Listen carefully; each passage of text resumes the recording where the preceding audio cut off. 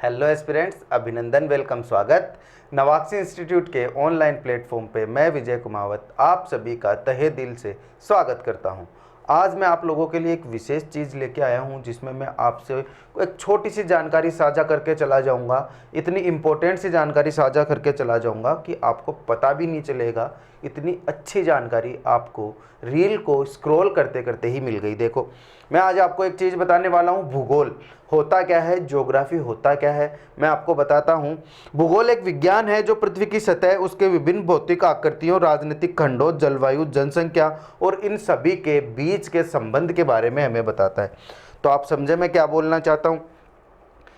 पृथ्वी की सतह, उसके विभिन्न भौतिक आकृतियाँ कि पृथ्वी में कैसे पर्वत कहाँ हैं, कैसे क्या है, उसके बारे में जानकारी, जनसंख्या के बारे में जानकारी, राजनीतिक खंडों के बारे में जानकारी कि कहाँ राजनीतिक खंड कहाँ कहाँ है, जलवायु किस जगह पे कैसा मौसम है, एल नीनो क्या होता है, अल नीनो क्या होता है, ठीक है। उसके बाद ला नीना क्या होता है। उसके अलावा मानसून के बारे में हम पढ़ेंगे, पर्वतों के बारे में पढ़ेंगे, और उसके बाद में कौन सी हवाएं किधर से बहती है उनके बारे में पढ़ते हैं। तो वो होता है भूगोल। अब भूगोल शब्द का अर्थ क्या होता है। भू का मतलब होता है धरती और गोल का मतलब गोलाकार से है, गोलाकार। तो इस तरीके से एक शब्द बना है भूगोल।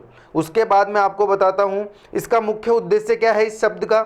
पृथ्वी की सतह व स्थान विशेष के विविध लक्षणों, वितरणों और स्थानिक संबंधों का मानवीय संसार के रूप में अध्ययन करते हैं कि इस संसार में हमें कौन कौन सी चीज़ें दिखाई देती है, कौन कौन सी चीज़ें, जैसे पृथ्वी की सतह क्या, कौन कितने भाग होते हैं। तो ये चीज़ें आपको अपने नोट्स में भी मिलेंगी सारी। ये भूगोल के बारे में जो मैं आपको बता रहा हूँ ये कुछ अलग नहीं है, ये अपने नोट्स में है, वही मैं आप लोगों को एक्सप्लेन करके बता रहा हूँ।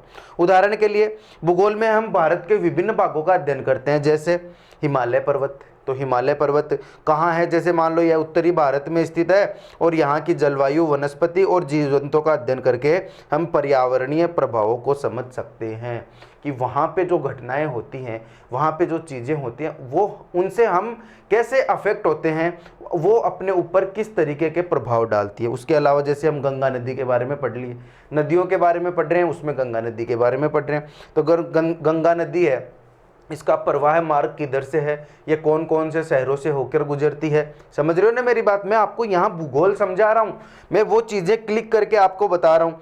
जैसे मान लो राजस्थान के रेगिस्तानों के बारे में हम पढ़ रहे हैं, कौन सा रेगिस्तान कहाँ है, क्या रीजंस हैं कि वो रेगिस्तान बने हैं। तो ये होता है भूगोल। और उसके अलावा और भी बहुत सारी जानकारियाँ, जैसे फसलें कहाँ कहाँ कौन सी फसल उगाई जाती है, तो ये सब आ जाते हैं अपने भूगोल में। तो आज आपको ये बात क्लियर हो गई होगी कि भूगोल क्या होता है। ऐसे ही अलग अलग वीडियोस अगर आपको चाहिए तो इस वीडियो को अच्छे से रिस्पॉन्स दो। इस वीडियो को आप जितना फैला सकते हो उतना फैलाओ, ताकि मैं रोज़ आपके लिए ऐसी ही एक विशेष जानकारी लेके आऊँ।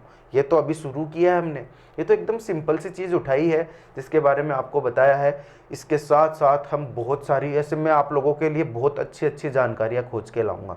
तो नवाक्सी इंस्टीट्यूट और यूपीएससी बाय हैंड्स, इन दोनों प्लेटफॉर्म पे आप लोगों का हमेशा स्वागत रहेगा।